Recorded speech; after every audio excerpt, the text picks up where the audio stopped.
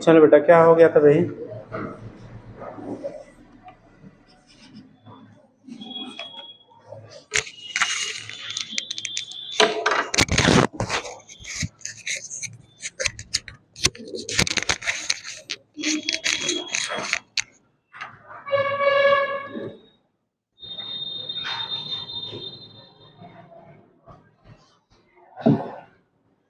कहाँ तक हुआ था बेटा?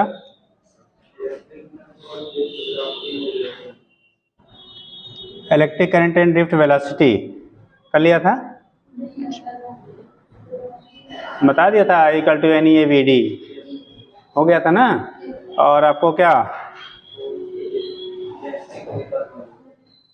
करंट डेंसिटी भी हो गया था, J equal to n e v d, इतना आपने कर लिया था। मोबिलिटी के टर्म में भी आपको बता दिया गया था बेटा। नेक्स्ट हेडिंग करेंगे बेटा electric resistance. Electric resistance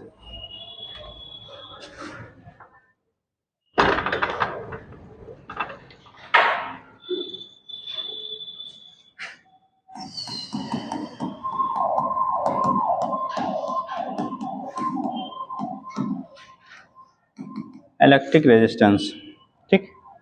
condition क्या हो रहा है आपका, जब हम लोग रेजिस्टेंस की बात करेंगे, किसकी बात करेंगे बेटा? रेजिस्टेंस की बात करेंगे। तो रेजिस्टेंस का काम होता है बेटा क्या करना, opposing the flow of electric current, ठीक। इसका काम है करंट का क्या करना, अपोज करना। जब भी किसी सर्किट से बेटा करंट पास आउट होता है तो जो रेजिस्टेंस उसका होता है वो क्या करेगा, उसे अपोज करता है। तो जो अपोजिंग फैक्टर आपका होता है जिसकी वजह से करंट के फ्लो का अपोजिशन होता है, उसी को हम लोग टर्म देते हैं बेटा क्या, रेजिस्टेंस कह लेते हैं। क्या नाम देंगे उसे, रेजिस्टेंस कह लेते हैं। अब जो रेजिस्टेंस होता है बेटा, जैसे हम लोग जब अगर रेजिस्टेंस के टर्म में हम लोग डिस्कस करते हैं तो कंडक्टर, सेमीकंडक्टर, इंसुलेटर। जब हम लोग कंडक्टर की बात करेंगे तो रेजिस्टेंस की वैल्यू वेरी स्मॉल होता है। आइडियल अगर कंडक्टर होंगे तो रेजिस्टेंस की वैल्यू 0 ली जाती है, बट प्रैक्टिकली कोई ऐसा होता नहीं है। आइडियल अगर कंडक्टर है बेटा तो उस केस में रेजिस्टेंस की वैल्यू क्या कंसीडर किया जाता है, 0। बट प्रैक्टिकली ऐसा कोई नहीं होता जिसका रेजिस्टेंस की वैल्यू क्या हो, नॉर्मल टेम्परेचर पे 0 हो, ठीक। तो उस केस में कंडीशन आपकी होती है। और जो हमारे क्या इंसुलेटर होते हैं उनके रेजिस्टेंसेस की वैल्यू हम लोग इनफाइनाइट ले लेते हैं, और जो सेमीकंडक्टर होगा इन दोनों के बीच में आपका लाई करता है फिलहाल, ठीक। अब रेजिस्टेंसेस किन किन फैक्टर पे डिपेंड करता है बेटा, देखो कोई भी कंडक्टर है, कोई वायर है, ठीक। अगर इसकी लेंथ हमारे कितनी है, L है, area of cross section A है, area of cross section A है, तो किसी वायर का अगर रेजिस्टेंस हम लोग निकालते हैं, किसी कंडक्टिंग मटेरियल का निकालते हैं, तो यहाँ पे जब आप दिखाते हो तो रेजिस्टेंस जो हो गया R किसके प्रोपोर्शन होता है, लेंथ के क्या डायरेक्टली प्रोपोर्शन होता है। यानी कि लेंथ की वैल्यू जितनी ज्यादा होगी कंडक्टर का, वायर का लेंथ जितना ज्यादा होता है बेटा, रेजिस्टेंस की वैल्यू उतनी ज्यादा होगी। दूसरा R inversely proportional to area of cross section, यानी कि इसका थिकनेस जितना ज्यादा होगा, थिकनेस की वैल्यू जितनी क्या होगी आपकी ज्यादा होगी, हम लोग बोलेंगे बेटा करंट की वैल्यू उतनी क्या होगी, ठीक। और सॉरी रेजिस्टेंस की वैल्यू उतनी कम होगी, ठीक। एरिया बेटा ज्यादा होगा तो करंट की वैल्यू क्या होगा आपका, उतना ही कम होगा, ठीक। दोनों कंबाइन करोगे तो R प्रोपोर्शनल टू हो जाएगा बेटा L बाई कितना A, और जब अपोजिट सिंबल रिमूव करते तो आता है रो, तो रो L बाई क्या होगा A के बराबर होता है। तो अगर किसी कंडक्टर के, अभी लिखिए नहीं, अगर किसी कंडक्टर के रेजिस्टेंस की हम लोग बात करेंगे बेटा तो उसके लिए फार्मूला डिजाइन करते हैं R equal to rho L by A। कोई भी कंडक्टिंग वायर है अगर उसके रेजिस्टेंस को हम लोग डिस्कस करेंगे तो उस केस में आपका क्या होगा, उसके रेजिस्टेंस की जो वैल्यू होती है R equal to rho L by A। Rho कहलाता है आपका स्पेसिफिक रेजिस्टेंस, क्या कहलाएगा बेटा, रो को हम लोग क्या कहते हैं, स्पेसिफिक रेजिस्टेंस कहते हैं यहाँ पे। वेयर रो जो होगा स्पेसिफिक रेजिस्टेंस कहलाता है बेटा, स्पेसिफिक रेजिस्टेंस। जो स्पेसिफिक रेजिस्टेंस आपका होता है बेटा वो वायर के पैरामीटर पे डिपेंड नहीं करता, मतलब उसकी लेंथ विड्थ पे आपका डिपेंड नहीं करेगा, मटेरियल के नेचर पे डिपेंड करता है, या फिर दूसरा कह लेते हैं टेम्परेचर चेंज होने के साथ साथ वैल्यू क्या करेगी आपकी चेंज होगी।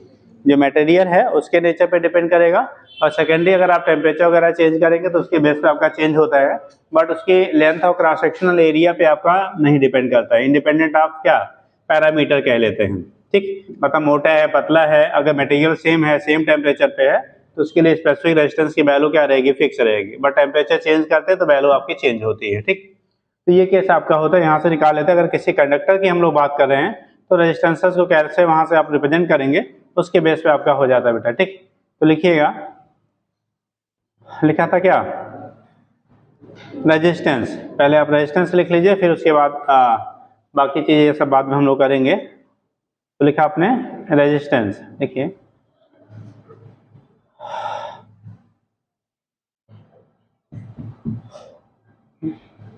the factors by virtue of which the factors by virtue of which factors by virtue of which any conductor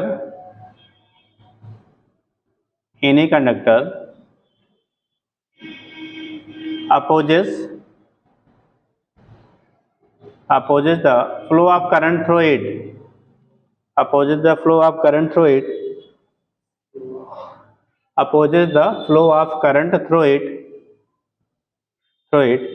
is called क्या कहलाएगा बेटा, क्या, रेजिस्टेंस। ठीक, और जब हम लोग मैथमेटिकली कहते हैं, अभी इसके बेस पे नहीं है, अभी ये तो हम लोग किसी कंडक्टर के रेजिस्टेंस की बात करेंगे। मैथमेटिकली कहा जाता है किसी भी अगर रेजिस्टेंस जो होता है, it is the ratio of potential difference to the current passing through it. आज से V equal to I R पढ़ा है ना, ओम्स लॉ, तो R equal to V upon क्या होता है, I के बेस पे करते हैं। तो उसके बेस अगर हम लोग डिफाइन करते हैं मैथमेटिकली, तो उस केस में हम वहां से डिटरमाइन करेंगे। ये तो अभी हम लोग जब कंडक्टर के बारे में बात करेंगे तब आप लिखेंगे, तो पहले आप उसके बेस पे कर लीजिए तब करेंगे। तो लिखिएगा, देखिए इट इज द, ये ऐसे कर लो, the ratio of, next line से लिखो, the ratio of potential difference to the current, the ratio of potential difference to the current is called the electric resistance of the conductor। अब इसको मत लिखिएगा, पहले उसके बेस पे कर लिए तब इसको लिखिएगा, is called the electric resistance of the conductor, that is R equal to V upon क्या हो जाएगा, I। इसके बेस पे अगर यूनिट हम लोग लिखेंगे बेटा, तो यूनिट क्या बनेगा जी, वोल्ट पर एम्पियर, या इसी को हम लोग क्या कहते हैं, ओम कहा जाता है। क्या कहते हैं बेटा, ओम कहा जाता है। ठीक, OHM, और सिंबलाइज करते हैं क्या, ये सिंबल आपका हो जाता है बेटा। ठीक, तो यहाँ से दिखा देते हैं, इसके बेस पे हम लोग दिखा लेते हैं, ये OHM है बेटा, पढ़ लेंगे ना, R ओम, इसी को हम लोग सिंबलाइज करते हैं।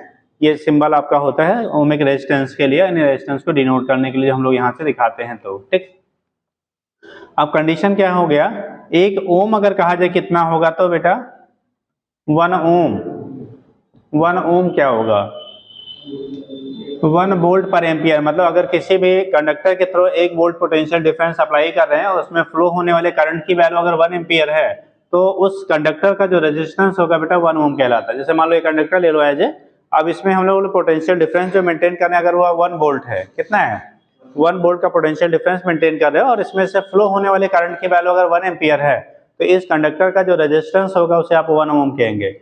If 1 volt potential difference is applied across the conductor and current passing through the conductor will be कितना, 1 ampere, then resistance of the conductor क्या, is equal to 1 ohm। ठीक, उसी को 1 वोल्ट पर एम्पियर कह लेंगे, या उसी को आप 1 ओम कह लेते हैं। तो वहीं पे लिख लीजिएगा, R इक्वल टू लिखा बेटा V अपान I, यूनिट लिख लीजिए,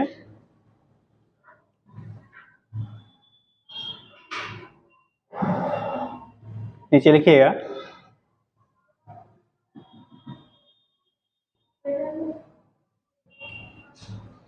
बोले बेटा, देखिए if potential difference of next line से लिखिएगा, if potential difference of 1 volt, if a potential difference of 1 volt is applied across the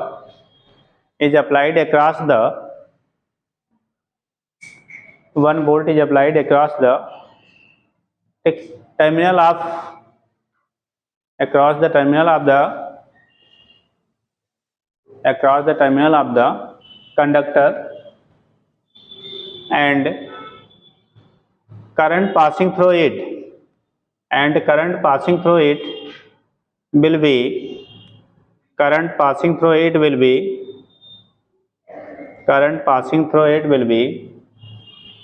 कितना हो बेटा 1 ampere then the resistance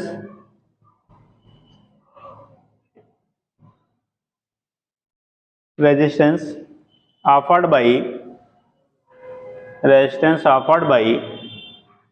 conductor is 1 ohm.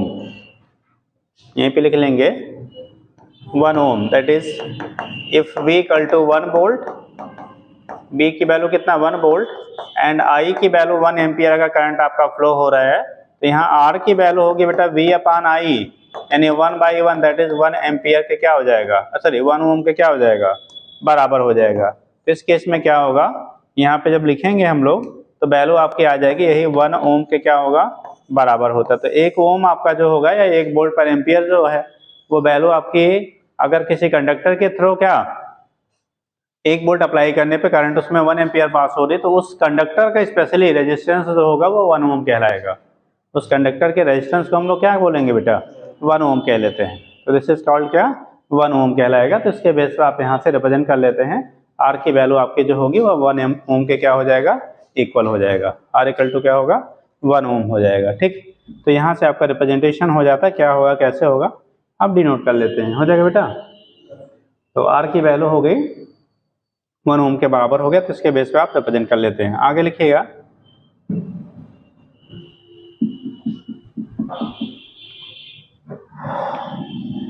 Ohm's law पढ़ा है, क्या होता है बेटा,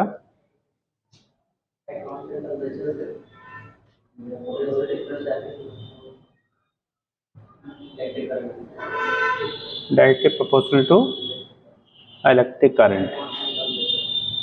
टेम्परेचर क्या, अच्छा अगर टेम्परेचर चेंज किया जाए तो क्या होगा, और टेम्परेचर चेंज करने बेटे टेम्परेचर चेंज करने पे जो कंडक्टर होते हैं, जैसे 3 चीजें आपको वहां पे बोला गया था स्टार्ट जब किया था, तो हमारे conductor, semi conductor and insulator. ठीक, जो कंडक्टर होता है बेटा इसके लिए टेम्परेचर कोफिशिएंट पॉजिटिव होता है, अभी आगे आएगा इफेक्ट ऑफ टेम्परेचर हम लोग पढ़ेंगे। तो टेम्परेचर क्या होता है, टेम्परेचर इंक्रीज करने पे इसका मतलब रेजिस्टेंस की वैल्यू इंक्रीज करती है। टेम्परेचर कोफिशिएंट ऑफ रेजिस्टेंस जो होता है कंडक्टर्स के लिए बेटा पॉजिटिव होता है। पॉजिटिव मतलब जैसे जैसे टेम्परेचर राइज करोगे रेजिस्टेंस की वैल्यू इंक्रीज करेगी, और रेजिस्टेंस जब इंक्रीज करेगा तो करंट क्या करेगा, डिक्रीज करेगा।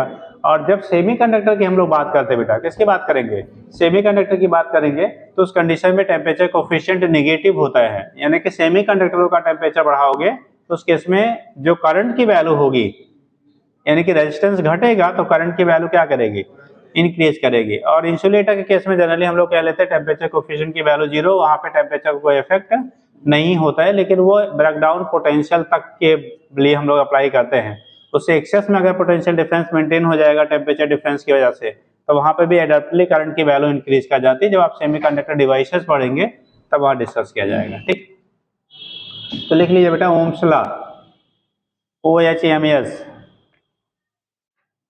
अच्छा एक चीज यहीं और पढ़ लो, तब हेडिंग कर लिया क्या, नहीं तो थोड़ा सा बता दे। कंडक्टेंस व्हील, कंडक्टेंस क्या होता है बेटा, व्हाट इज कंडक्टेंस, और कंडक्टिविटी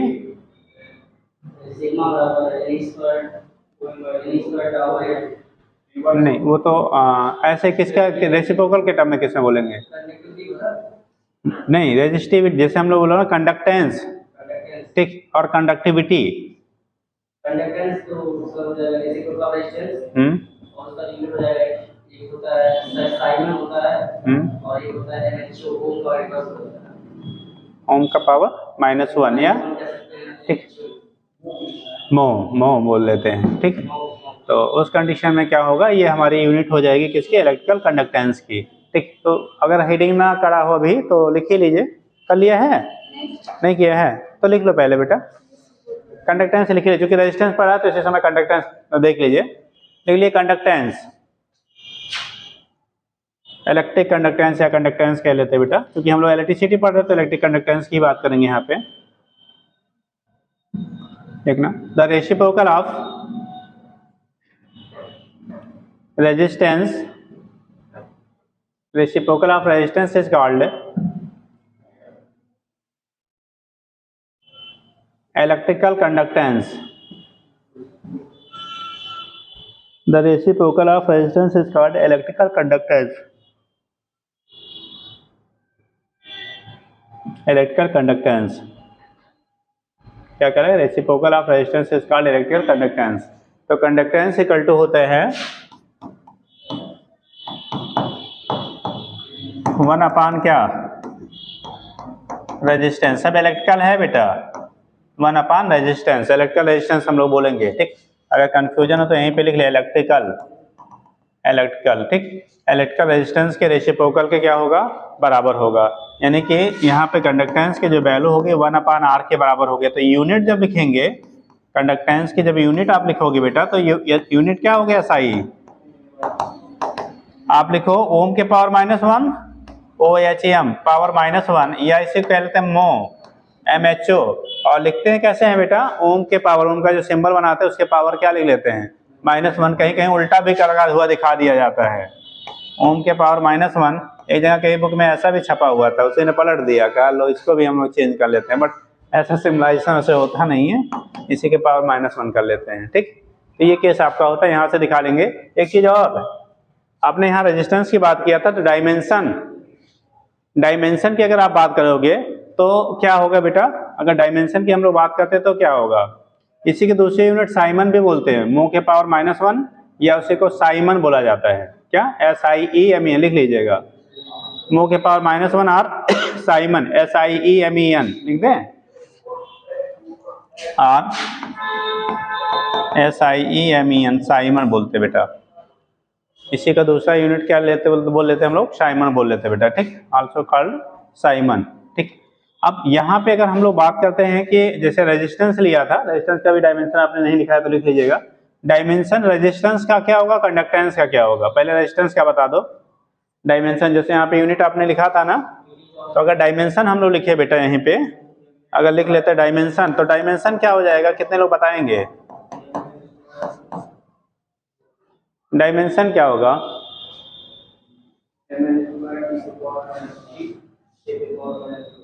देखो हम लोगों ने अभी पढ़ा था R = V/I, यहीं से निकाल लो बेटा, आपको ऑलरेडी लर्न है तो कोई दिक्कत ही नहीं, नहीं हो तो बेसिक जो रिलेशन होता है ना वहीं से बाकी की वैल्यू कन्वर्ट करके आप पुट करके निकाल लीजिए। जैसे हमने लिखा R = कितना, V/I, और V = आपने पढ़ा होगा W/ कितना, Q × I, Q IT होता है ना, तो W = होगा I × I² × T। अब W का डायमेंशन सबको पता है कितना, ml² T के पावर -2 होता है। I को लिखेंगे बेटा A² T को, तो आपका T ही रह गया, ऊपर शिफ्ट कर दो तो क्या आ जाएगा, ml² T के पावर -2 था, एक और गया तो -3, A के पावर -2। ये डायमेंशन हमारा हो गया किसका, रेजिस्टेंस का। तो रेजिस्टेंस निकाल के लिखना चाहिए तो ऐसे लिख लीजिए, और अगर रेडीमेड चाहिए तो क्या, ml² T के पावर -3, A के पावर -2। ये डायमेंशन आपका होगा क्या, इलेक्ट्रिकल रेजिस्टेंस का। जो इलेक्ट्रिकल रेजिस्टेंस है उसका डायमेंशन होता है बेटा ml² T के पावर -3, A के पावर -2। और जब हम लोग कंडक्टेंस की बात करेंगे, किसकी बात करेंगे, कंडक्टेंस का अगर डायमेंशन आप लिखोगे तो उसी का उल्टा हो जाएगा भाई, यूनिट रिवर्स हुआ तो डायमेंशन भी क्या होगा, रिवर्स होगा। तो इसका जब डायमेंशन आप लिखेंगे तो इसके लिए डायमेंशन आप लिखोगे तो उस कंडीशन में क्या आएगा, 1/R होता है, R का इतना है, तो रिवर्स करोगे तो M के पावर, L के पावर, T के पावर, A के पावर। तो ये स्पेसिफिक रेजिस्टेंस का आपका क्या, सॉरी कंडक्टेंस का आपका क्या हो गया, डायमेंशन हो गया बेटा, ठीक। कंडक्टेंस का डायमेंशन हो गया M के पावर -1, L के पावर -2, T के पावर 3, A के पावर 2। तो ये केस आपका होता है, यहाँ से हम लोग दिखा लेते हैं इनके क्या डायमेंशंस होंगे, मिल जाएगा। चलो नेक्स्ट आता है बेटा आपका, आप लिख लीजिएगा ओम्स लॉ।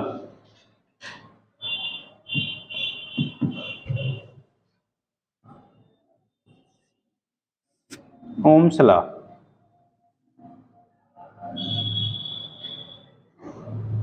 चलो बताएंगे ओम्स लॉ में। ओम्स लॉ क्या होता है बेटा? 2-3 क्वेश्चन मतलब 5 क्वेश्चन था गणित का, तो आज टाइम है नहीं आपके पास, तो एक करेक्ट करके कल वहाँ पे आ जाए। हाँ भी कहा तो 7 बजे बाद आओ, 7 बजे शाम को। क्योंकि दिन में फिर लगातार तो क्लास हो जाता है। कल 7 बजे एक बार फ़ोन कर लीजिएगा। जैसे कि जाना है अब, या तो अभी लास्ट में 2 एक क्वेश्चन बता देंगे, या तो फिर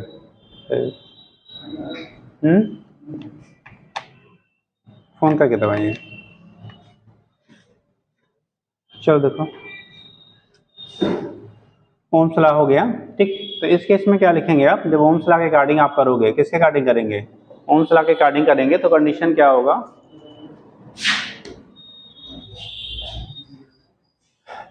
आप लोग 1 मिनट बुलाओ। 22 को है पेपर, डेट क्या हो गया? 18 17, डेट 17 है।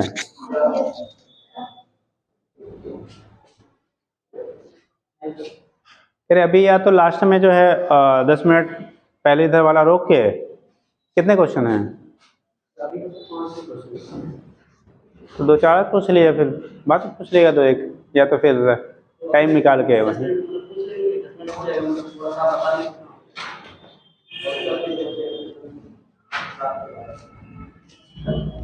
चलो देखो, इन लोग का पेपर है अभी जो है, तो थोड़ा क्वेश्चन वगैरह रहेगा तो 10 मिनट पहले आपको रोक के बता देंगे, ठीक। चलो देखो, तो बात कर रहे हैं हम लोग किसका? ओम्स लॉ का, ठीक। तो बोला क्या जाता है कि अगर आपका फिजिकल कंडीशंस रिमेन्स सेम हो, क्या हो? फिजिकल कंडीशंस कैसा है आपका? रिमेन्स सेम हो, तो उस कंडीशन में जो पोटेंशियल डिफरेंस कंडक्टर के क्रॉस आप अप्लाई करोगे directly proportional to current passing through it, यानी कि जो करंट किसी कंडक्टर के थ्रू पास आउट होगा, अगर हमारा फिजिकल कंडीशन मतलब टेम्परेचर, बेसिकली यहाँ पे टेम्परेचर का इफेक्ट होता है, प्रेशर वगैरह का इफेक्ट यहाँ कंसिडरेबल नहीं है, तो हम लोग टेम्परेचर इफेक्ट देखते हैं। तो अगर टेम्परेचर की वैल्यू कांस्टेंट रखा जाए, क्या रखा जाए? अगर टेम्परेचर की वैल्यू आपकी कांस्टेंट है, टेम्परेचर हमारा अगर कैसा है? कांस्टेंट है, तो उस केस में इनके थ्रू जो पोटेंशियल डिफरेंस अप्लाई करोगे, दोनों टर्मिनल मान लो ए बी है, इसके थ्रू पोटेंशियल डिफरेंस अप्लाई करेंगे, वो डायरेक्टली प्रोपोर्शनल हो जाएगा क्या? करंट पासिंग थ्रू इट, यानी कि आई जो है वो वी के, वी कह लो डायरेक्टली प्रोपोर्शनल टू आई, या कह लो I directly proportional to V, और जब यही हम लोग प्रोपोर्शनलिटी सिंबल रिमूव करेंगे तो आर आता है, ओमिक जो हम लोग रेजिस्टेंस कह लेते हैं उसका, ठीक। तो लिख लीजिएगा, देखिए, if there is no change in physical state of conductor, if there is no change in physical state of conductor like temperature, then no change in क्या physical state of conductor like temperature, then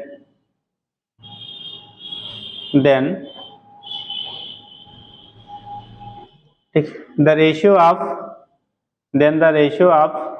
potential difference,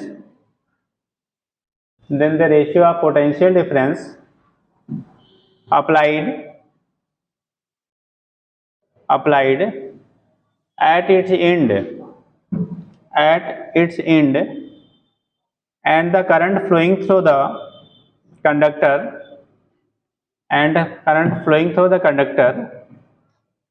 is constant,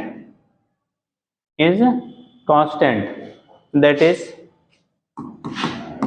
v upon I equal to constant, या कहेंगे v proportional to किसका? I, या v equal to यही लिखते हैं I into क्या? R, या R कह सकते हैं R इक्वल टू कितना? v अपॉन I हो जाएगा।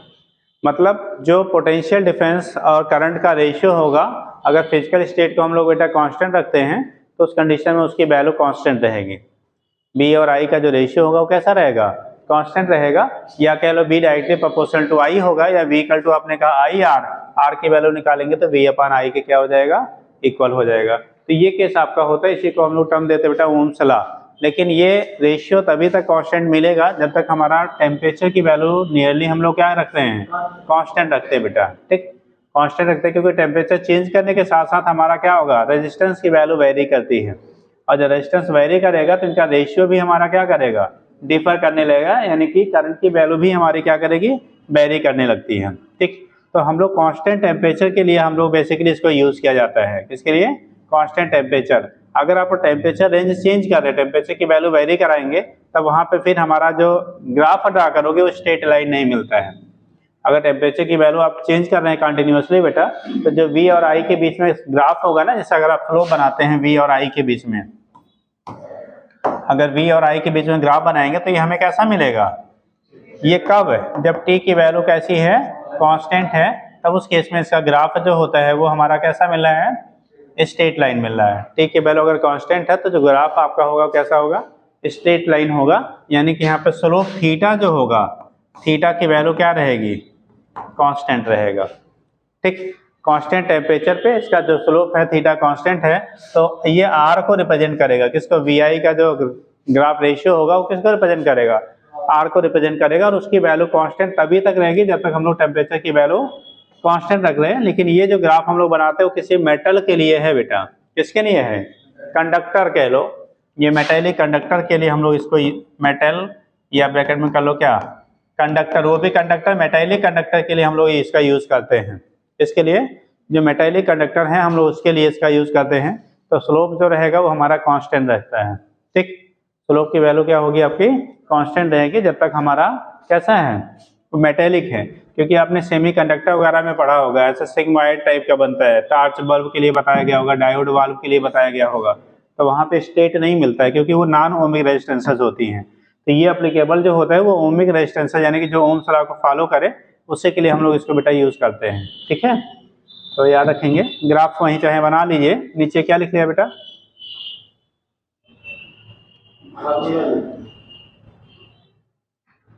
फॉर्मूला लिख लिया है? लिखिएगा। तो वहीं पे ग्राफ बना लो, बाकी कुछ और नहीं करना बहुत।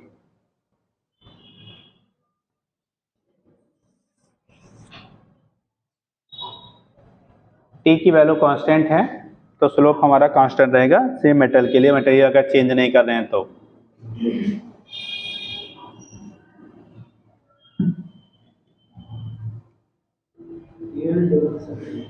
हाँ बेटा, यूनिट डायमेंशन तो बता दिया बेटा। R की क्या हो गई? ओम ले लिया, वोल्ट पर एम्पियर हो गया। जो डायमेंशन लिखा था आपने ml स्क्वायर T के पावर -3 के पावर -2।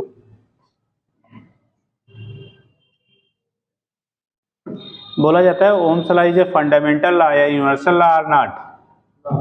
जैसे ग्रेविटेशनल लॉ, वो यूनिवर्सल है कि नॉन यूनिवर्सल है? यूनिवर्सल है। बट आपका जो ओम्स लॉ है यूनिवर्सल है या नॉन यूनिवर्सल है?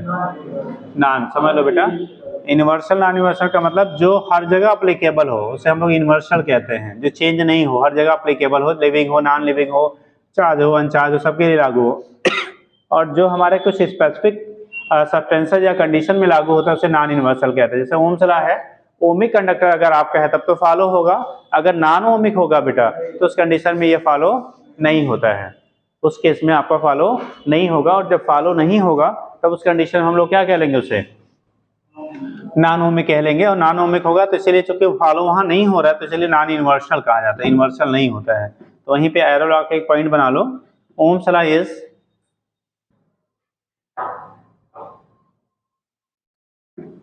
Ohm's law is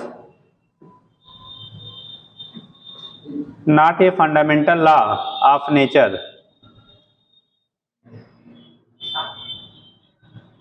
not a fundamental law of nature। Bracket वहीं से करो नॉन यूनिवर्सल। क्या हो जाएगा बेटा? Non universal. ये नॉन यूनिवर्सल आपका होता है अलग अलग के लिए हमारा। जैसे हम लोग टार्च बल्ब लिखाते हैं, डायोड के लिए रिप्रेजेंट किया जाता है। ठीक, लिखिए, ये लिख लिएगा।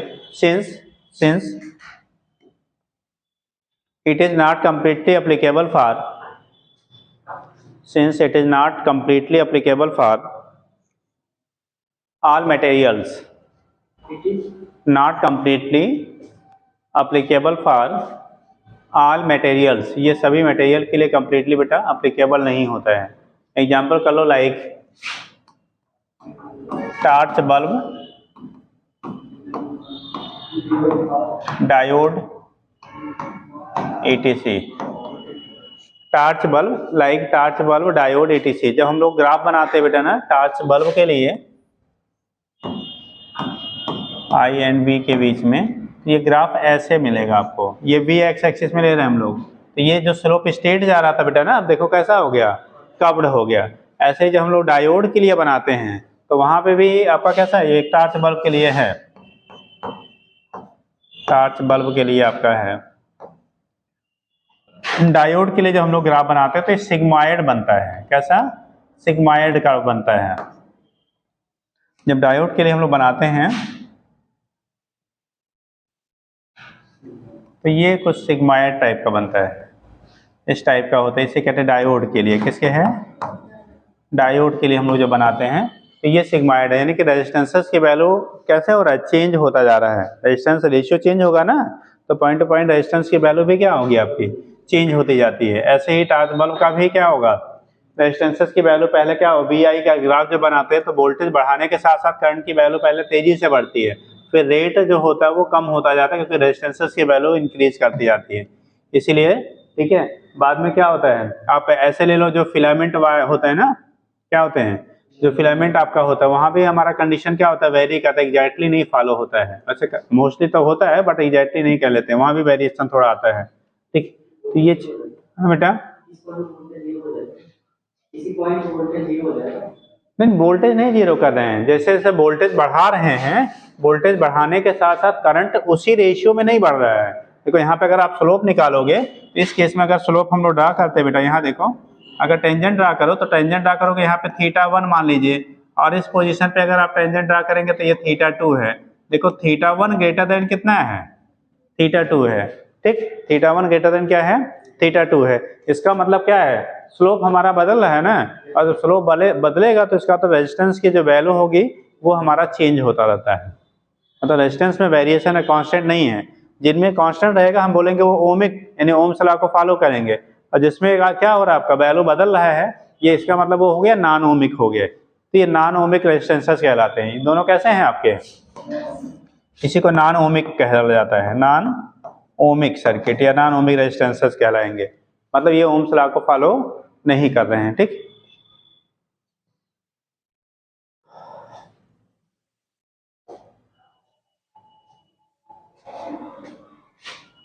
हो जाएगा।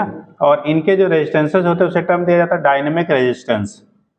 ओमिक जो रेजिस्टेंसेस होते हैं वो स्टैटिक कहा जाता है। अगर टेम्परेचर अगर हम फिजिकल स्टेट को नहीं चेंज करते तो उनके रेजिस्टेंस की वैल्यू कांस्टेंट होती है। तो जो ओमिक सर्किट होगा बेटा उसके रेजिस्टेंस की वैल्यू अगर टेम्परेचर या फिजिकल स्टेट बेटा चेंज नहीं करोगे तो उसके रेजिस्टेंस की वैल्यू क्या रहेगी, फिक्स रहेगी, वो बदलती नहीं है। बट जो हमारे क्या होते हैं नॉन ओमिक वाले हैं, ठीक, इनके रेजिस्टेंस को हम लोग डायनेमिक कहते हैं। डायनेमिक मतलब टाइम के अकॉर्डिंग क्या हो, चेंज होता रहे। जैसे जैसे हम लोग पोटेंशियल वगैरह चेंज करेंगे ना, वैसे वैसे हमारा क्या होगा, यहाँ पे रेजिस्टेंस की वैल्यू चेंज होगी। जबकि जब हम लोग ओमिक की बात करते हैं बेटा तो रेजिस्टेंसेस की वैल्यू क्या रहती है आपकी, कांस्टेंट रहती है, वो आपका चेंज नहीं होगा अगर फिजिकल स्टेट की वैल्यू फिक्स है। यहाँ फिजिकल स्टेट कांस्टेंट रखने के बाद भी क्या करेगा, ये बदल रहा है। फिजिकल स्टेट बेटा अगर चेंज हम नहीं कर रहे हैं, कांस्टेंट रख रहे हैं, तब भी इसकी वैल्यू क्या होती है, वो चेंज होती रहती है। जबकि वहाँ पे उसकी वैल्यू क्या होती है, फिजिकल स्टेट अगर क्या है कांस्टेंट है तो वो चेंज नहीं होता है। हो जाएगा, चलिए तो नीचे लिख लिया वही पॉइंट करके। अगर हम लोग यहाँ से ग्राफ वाले दिखा दें, किसी जगह इसमें दिखा दो, इसमें दिखा दो, तो यहाँ पे जो रेजिस्टेंस अगर एक ग्राफ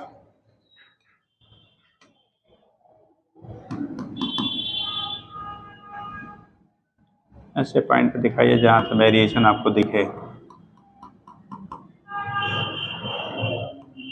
ठीक, तो ये कंडीशन आपका होगा किसी पॉइंट पे अगर हम लोग रिप्रेजेंट कर रहे हैं तो जो आपको रेशियो होगा किसका, बी और आई में वेरिएशन मान लो हमने अगर यहाँ पॉइंट दिखा दें, ए बी सी ले ले बेटा, मान लो पॉइंट ए ले लिया, ए बी और सी, तो यहाँ पे अगर डायनेमिक रेजिस्टेंस निकालेंगे, डायनेमिक रेजिस्टेंस जो होगा जो वोल्टेज में चेंज है और जो करंट में चेंज है उनके रेशियो को हम लोग यहाँ पे डायनेमिक रेजिस्टेंस बोलेंगे। और वोल्टेज में चेंज अगर सपोज डेल्टा वी है, यानी कि यहाँ से यहाँ तक डेल्टा वी है, तो डेल्टा वी अपॉन डेल्टा आई, इस ग्राफ के अकॉर्डिंग जो हमें मिल रहा है डेल्टा वी की वैल्यू होगी कौन सा, ए से बी तक, और आई में चेंज कितना है, बी से सी तक। यानी कि इसकी वैल्यू हमारी हो गई ए बी अपान कितना, बी सी के रेशियो के बराबर होगा। तो जो डाटा वहां दिया रहेगा, आपको जो भी रहेगा क्वेश्चन में डाटा दिया रहेगा, तो वहां से डिवाइड करके बेटा हम लोग यहाँ पे डायनेमिक रेजिस्टेंस की वैल्यू निकाल लेते हैं। Dynamic resistance that means which value will be changes, ठीक, जिसकी वैल्यू हमारी क्या हो रही है, चेंज हो रही है, उसी को टर्म देते हैं हम लोग डायनेमिक रेजिस्टेंस कह लेंगे। ठीक, तो वहीं एक लाइन पॉइंट बना के लिख लिया, लिखिएगा the resistance of non ohmic materials are called dynamic resistance, are called dynamic resistance, are called dynamic resistance because are called dynamic resistance because its value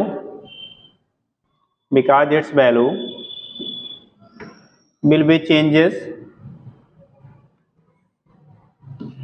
because its value will be changes, इसकी जो value आपकी होती है वो क्या होता है, आपका चेंज होता रहता है, because it's value will be changes, क्योंकि इसकी जो वैल्यू हमारी है वो क्या हो रही है, आपकी चेंज हो रही है, because it's value will be changes.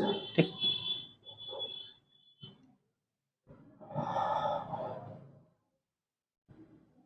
हो जाएगा। इसकी वैल्यू चेंज होने की वजह से बेटा हम लोग उसी को कहते हैं कौन सा, डायनेमिक रेजिस्टेंस बोलेंगे। इसकी वैल्यू चेंज हो रही है तो उसी वजह से उसे टर्म देते हैं हम लोग dynamic resistance.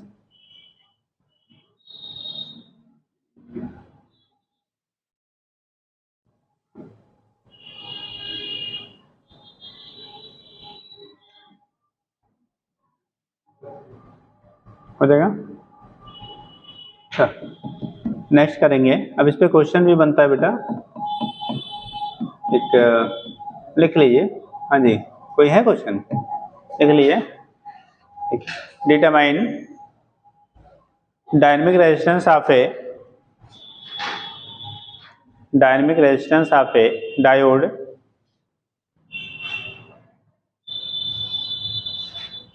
dynamic resistance of a diode, dynamic resistance of a diode, ठीक, which is for which कर दो, for which BI graph, for which BI graph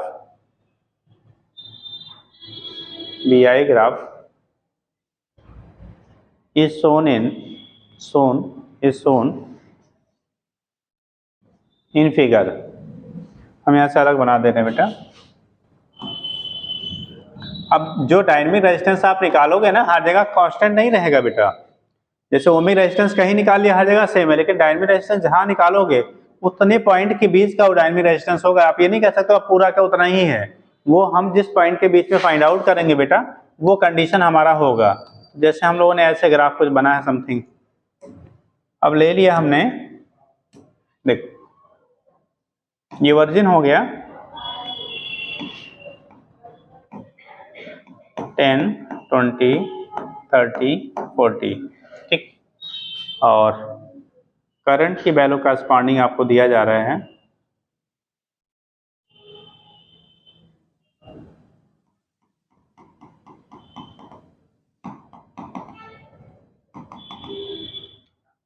इसमें 2, 4,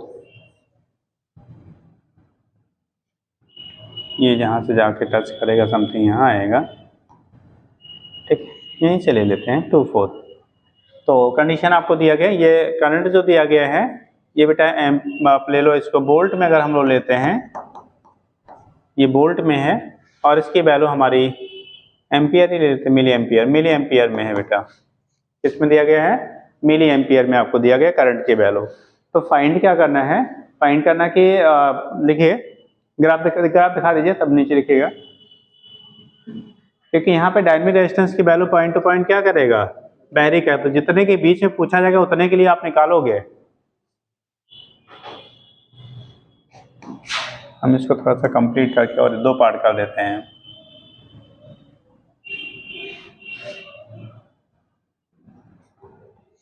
थोड़ा सा 1 मिनट के लिए हमें थोड़ा सा ग्राफ बड़ा कर लेने दीजिए। 2 पॉइंट यहीं से आपका क्लियर हो जाएगा।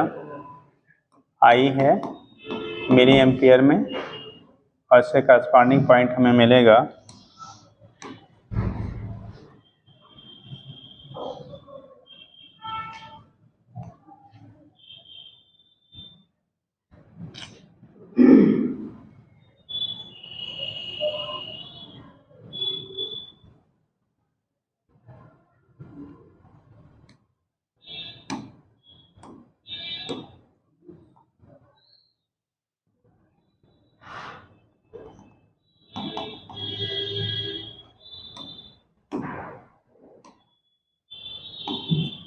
फोर 6 8 10 12 2 6 10 12 ये कंडीशन आपको दी गई है, तो लिखिएगा। अब इसको सही कर लीजिएगा पूरा आप, थोड़ा सा 2 क्वेश्चन इसमें बन जाएगा तो हमारा जो वो पॉइंट है वो भी क्लियर हो जाएगा यहीं से। तो लिख लीजिएगा, बन गया। एक बार बना लीजिए जल्दी से। ये हम मैचिंग दिखा दे रहे हैं आपको, मतलब इसके जो मीटिंग पॉइंट आपको है ये यहाँ से मीट कर रहा है बेटा।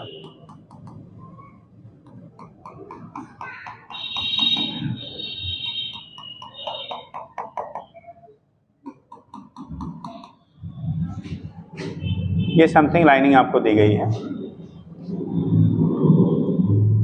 देखिएगा। बोले find dynamic resistance between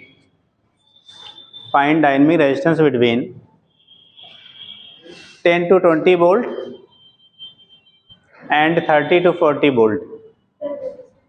between 10 to 20 volt, 10 और 20 वोल्ट के बीच में जब अप्लाई किया तब क्या होगा, एंड 30 to 40 वोल्ट, 30 से 40 के बीच में जो अप्लाई किया तब क्या होगा।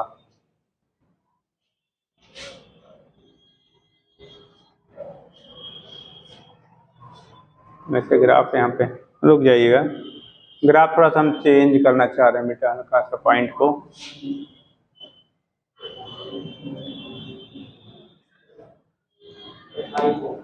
रुक जाना,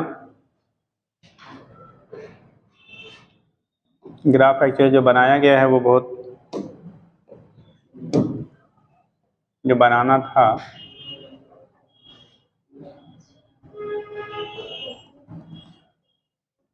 टेन 12, ये मीटिंग जो हो रही है कहीं कहाँ पे हो रही है, 11 पे हो रही है। अब निकालिए, क्योंकि यहाँ स्लोप कुछ और दिख रहा है, वहाँ कुछ और दिख रहा है। वैसे जो डाटा पहले था उसके अकॉर्डिंग दोनों क्या आ जाता है, सेम आता। अब इस केस में आपको बनाना है कितना होगा ग्राफ के अकॉर्डिंग। हाँ, पहले में 5 है, दूसरे में 10।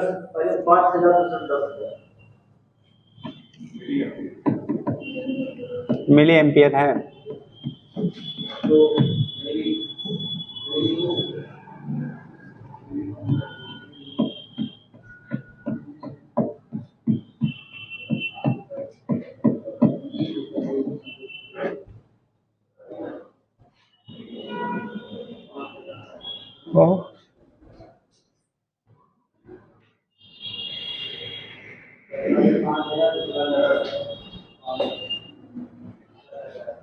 देखो जब हम लोग बेटा यहाँ फाइंड करेंगे 10 से 20 के बीच में, तो आर डी फॉर डायनेमिक लेंगे। आर डी की वैल्यू जो होगी कहाँ से, 10 to 20 वोल्ट के बीच में अगर हम लोग निकाल रहे हैं तो इसकी वैल्यू आ जाएगी डेल्टा वी अपान डेल्टा कितना आई। बी हो गया 20 - 10 अपान 4 - 2, यानी कि हो गया कितना 10/2, दैट इज 5। अब यहाँ यूनिट हमें चेंज करना पड़ेगा बेटा, यहीं कर लीजिए। इंटू 10 टू पावर क्या ले लें, -3, तो ये 10 टू पावर माइनस कितना है 3, ऊपर ले जाओगे तो 10 टू पावर +3 हो जाएगा। 5 × 10 टू पावर 3, यानी कि उसी को आप कह लेंगे 5 कितना 1000 ओम।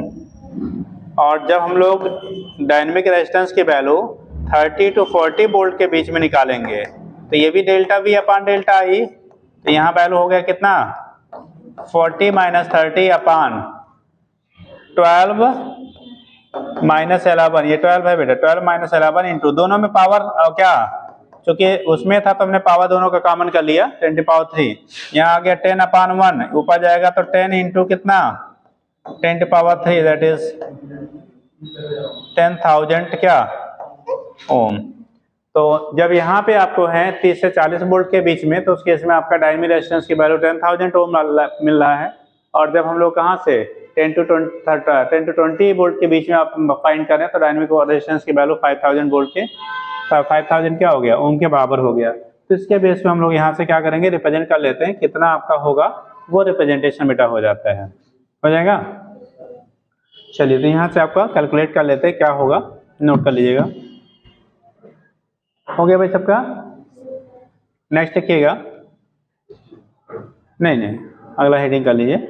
इस पे वैसे ही बनता है बेटा, उसमें डाटा खाली आपको क्या ग्राफ जो रहेगा उसके अकॉर्डिंग डाटा दिया रहेगा, डाटा भर दीजिएगा वैल्यू मिल जाएगा। ठीक, हेडिंग कर लो specific resistance. Specific resistance, specific resistance.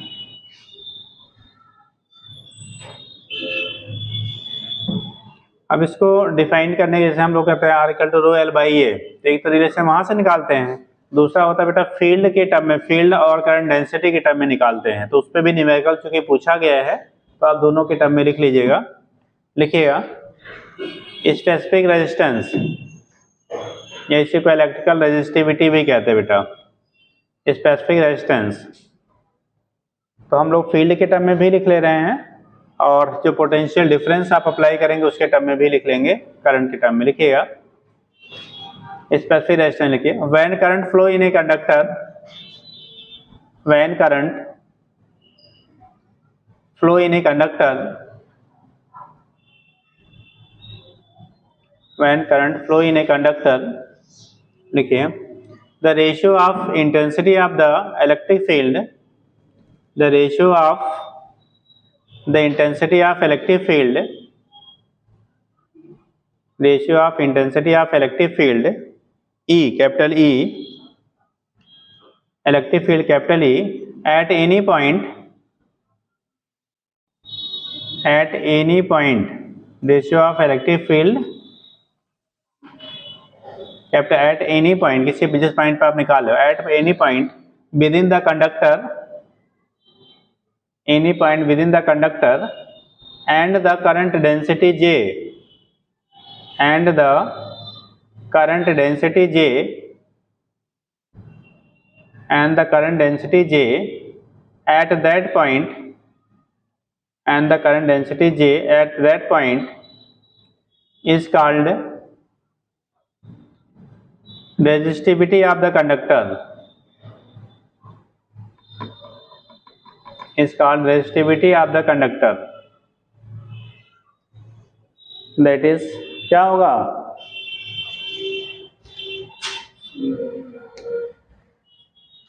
रो की जो वैल्यू होगी बेटा E बाई कितना J के बराबर हो जाता है। रो इक्वल टू क्या होगा E बाई J के बराबर आपका हो जाता है।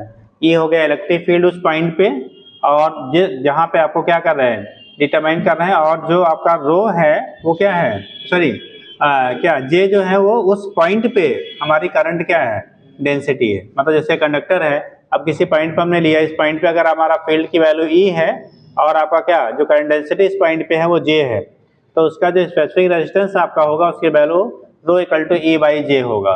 रो इक्वल टू कितना होता है बेटा E बाई J होता है। तो यहाँ से एक रिलेशन हम लोग निकाल लेते हैं। अगर करंट मान लो हमने इसके टर्म में ले लिया, जैसे ये लिया कंडक्टर लिया आपने, लेंथ L है, इसके क्रॉस पोटेंशियल डिफरेंस आपने V अप्लाई किया, तो जो फील्ड लेंगे अगर इसका क्रॉस सेक्शनल एरिया हमारा यूनिफॉर्म है तो जो फील्ड हम लोग लेते हैं बेटा तो E की वैल्यू V बाई L के बराबर होता है। अरे अपने पीछे चैप्टर में इलेक्ट्रिक पोटेंशियल और फील्ड में रिलेशन पाते हैं इक्वल टू V बाई क्या R, तो R की जगह पे यहाँ पे क्या हो जाएगा L हो जाएगा। तो उस केस में अगर हम लोग यहाँ से दिखाते हैं बेटा तो E की जगह पे E इक्वल टू होता है since E equal to V by कितना L होगा, तो E की जगह पर अगर हम लोग V बाई क्या ले लें L के टर्म में लेना चाहो तो यहाँ पे जो रिलेशन बनेगा rho equal to E by J है, तो E की जगह पे V बाई L और J की जगह पे I बाई क्या कर लो A कर लीजिए। ठीक, equal to since equal to V by L and J equal to कितना होता है आई बाई ए होता है। अगर इनको हम लोग इस इक्वेशन में इक्वेट कर दिया जाए तो आएगा क्या रो इक्वल टू ई की जगह पे वी बाई कितना एल और जे की जगह पे आई बाई कितना ए, ये फैक्टर ऊपर ये फैक्टर नीचे, तो रो इक्वल टू कितना आएगा B into A upon I into कितना एल। और हम लोग पढ़े हैं R equal to rho L by A होता है ना, इसी को अगर हम लोग रीसेट कर लिया जाए तो उस कंडीशन में आपने लिखा V by L into I क्या B into A by I क्या आई एल। अब इसको अगर आप कन्वर्ट करना चाहो तो बी अपान आई को एक साइड में ले लो और ए बाई एल को क्या अलग कर लीजिए। तो दोनों को अगर थोड़ा सा रीसेट कर लिया जाए तो वी अपान आई इंटू क्या ए बाई एल, बी अपान आई को हम लोग आर कहते हैं तो आर क्या ए बाई एल के बराबर हो गया। ये किसकी वैल्यू है रो की वैल्यू है, तो हम लोग यहां से निकाले rho equal to R A by कितना आ गया एल के बराबर हो गया। आर की वैल्यू निकालेंगे तो रो एल बाई क्या हो जाएगा ए मिल जाएगा। तो यहाँ से रो की वैल्यू होगी बेटा आर इंटू ए बाई क्या हो गया एल के बराबर हो गया। तो ये रिलेशन हमें ऑब्टेन हो जाता है कि अगर कोई भी कंडक्टर है उसमें से करंट पास आउट हो रही है, अगर उसके टर्मिनल के थ्रू पोटेंशियल डिफरेंस दिया गया हो या किसी पॉइंट पर फील्ड और क्या करंट डेंसिटी दी गई हो, तो फील्ड करंट डेंसिटी होगा बेटा इस फार्मूले से निकाल लेना। अगर हमें उसका क्या area of cross section length और रेजिस्टेंस दिया है तो इससे निकाल लीजिएगा, और अगर हमें वी पोटेंशियल डिफरेंस और लेंथ दिया गया है तो आप इस फार्मूले में रख के भी हम लोग क्या कर सकते हैं डिटरमाइन कर सकते हैं। ठीक, तो ये चीजें जो इन्फॉर्मेशन रहेगा उससे अकॉर्डिंग हम लोग रिलेशन यूज करके वहां से कैलकुलेट कर लेते हैं। ठीक, दिखा दीजिएगा यूनिट वगैरह पहले लिखा ही दिया गया था, क्या था ओम के पावर -1, सॉरी ओम के पावर क्या था, अरे यहाँ पे लिखेंगे क्या यूनिट लिख लीजिए रो की, बेटा रो का नहीं लिखा था आपने, यूनिट ऑफ रो। देखो यहाँ पे आता था रो के, इसका ओम होता है ओम मीटर स्क्वायर अपान मीटर, तो 1 मीटर कैंसिल होगा ओम इंटू मीटर हो जाएगा बेटा, ओम इंटू कितना मीटर हो जाएगा। डायमेंशन निकालोगे तो देखो आर का जो लिखा था हम लोगों ने एम एल स्क्वायर टी के पावर -3 ए के पावर -2 आया था, याद आ रहा है। तो यहाँ पे एल से फिर से मल्टीप्लाई कर लेंगे तो एम एल क्यूब टी के पावर -3 ए के पावर -2, तो यूनिट हो गया ओम इंटू मीटर, और डायमेंशन आप लिखोगे डायमेंशन कितना एम एल क्यूब टी के पावर -3 ए के पावर -2। आर का था एम एल स्क्वायर टी के पावर -3 ए के पावर -2, देखो पीछे भी लिखा था, तो वहां से एल से मल्टीप्लाई कर दोगे तो वैल्यू हमें ये मिल जाएगा। अब नोट कर लीजिए, इसी को बेटा स्पेसिफिक क्या कह लेते हैं आप रेजिस्टेंस कह लेते हैं।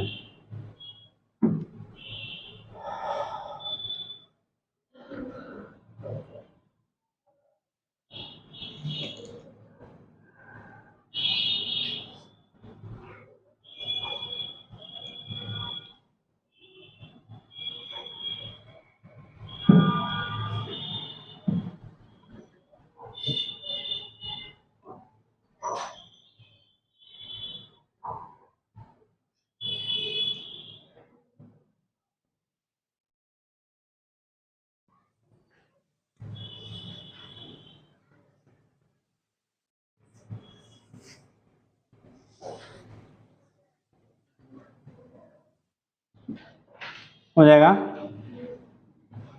एक टर्म में अगर आप इसको और लिखना चाहते हैं तो लिख लेते हैं बेटा, रो की वैल्यू एक होता है, एक फार्मूला बनता है m upon n e square into tau relaxation time के टर्म में, तो वहीं पे एरो लगा ऐसे पॉइंट कर लो, बाकी बहुत करने की जरूरत नहीं है। लिखिएगा, बोले लेकिन the specific resistance is also specific resistance is also given in term of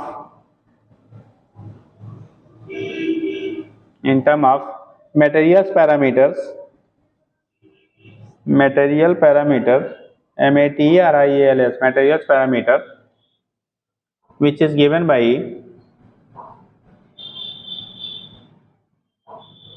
relation लिखना, लिखो rho equal to m upon n into e square into tau, rho equal to m upon n e square into tau. ये tau है बेटा, time constant.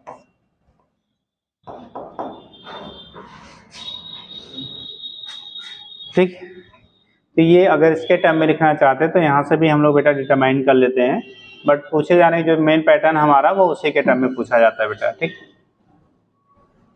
हो जाएगा m upon n e square into tau. क्या होगा यहाँ पे कौन जी?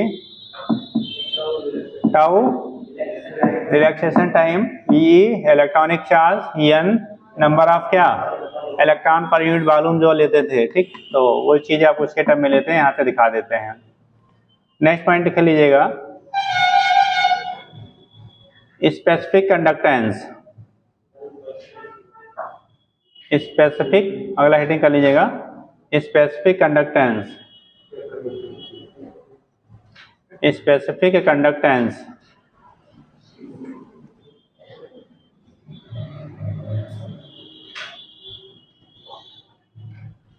जैसे हम लोगों ने क्या पढ़ा था, रेजिस्टिविटी। ठीक, स्पेसिफिक रेजिस्टेंस, फिर हम लोग ऐसे कहते हैं स्पेसिफिक क्या conductance.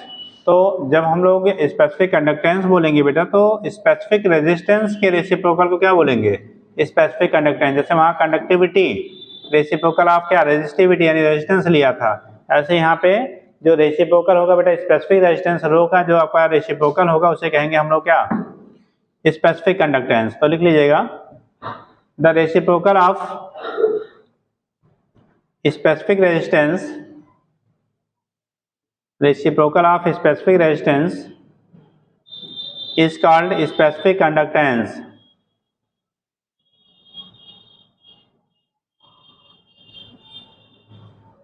specific conductance,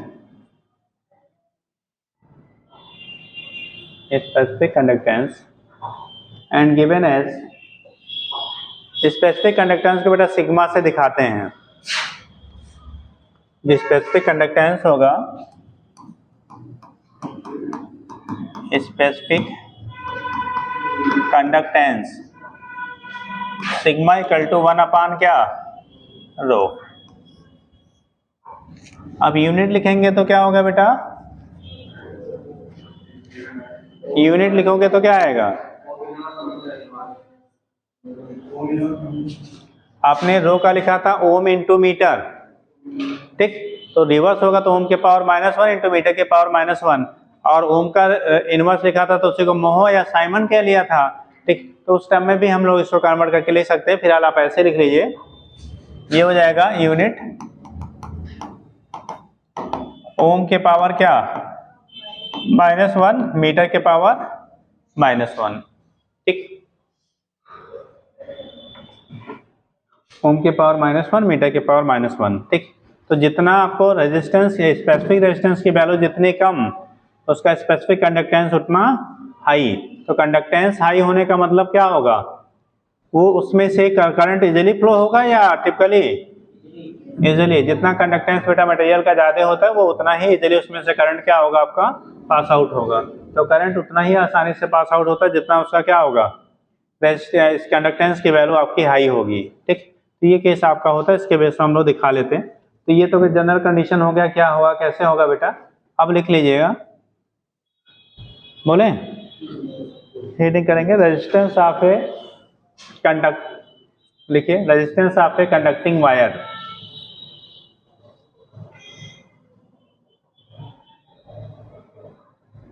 resistance of a conducting wire.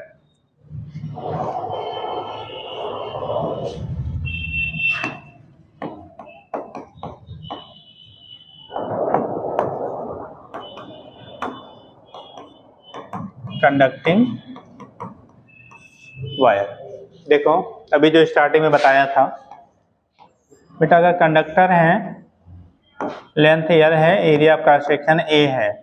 ठीक, तो उस केस में जो इसका रेजिस्टेंस की वैल्यू होती है, आपको स्टार्टिंग में पहला यही समझाया था, आर जो होता है वो डायरेक्टली प्रोपोर्शनल टू किसके होता है, एल के, and R inversely proportional to किसके, ए को। आपने कंबाइन किया था, proportional to L by A था, और प्रोपोर्शनलिटी सिंबल हटाते थे तो आर इक्वल टू लिखा था रो एल बाई ए। ये ऑलरेडी पहले आपने पढ़ा, अभी बीच में भी रिलेशन में आपको आया था, R equal to rho L by A. ठीक, यूनिट वगैरह ऑलरेडी आपने पहले लिख रखा है। तो ये किसी कंडक्टिंग अगर वायर है, ये ओमिक रेजिस्टेंस की बात हम लोग करते हैं बेटा। ठीक, एक कंडक्टिंग मटेरियल है, वायर है, तो उसके जो रेजिस्टेंस की वैल्यू इस रिलेशन से हम लोग डिटरमाइन करते हैं। अब इसके ढेर सारे अभी आपको एप्लीकेशंस आएंगे। ठीक, तो लिख लीजिएगा, क्या लिखा बेटा, कंडक्टिंग वायर। ठीक, तो लिख लीजिएगा, the resistance of a conductor,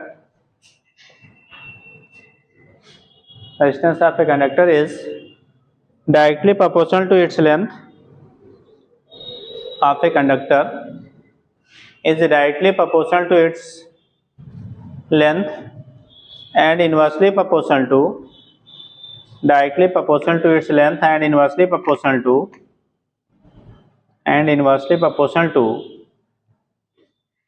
inversely क्या proportional to किसके, area of cross section, area of cross section, area of cross section. अब नीचे दैट इज क्या लिख लीजिए। अब इसी पे कैसे,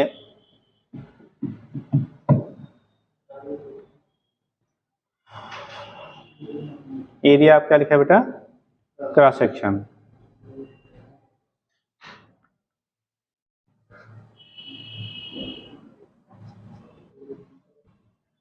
रेजिस्टेंस के डायरेक्टली प्रोपोर्शनल है, एरिया ऑफ क्रॉस सेक्शन के क्या होगा, इनवर्सली प्रोपोर्शनल है।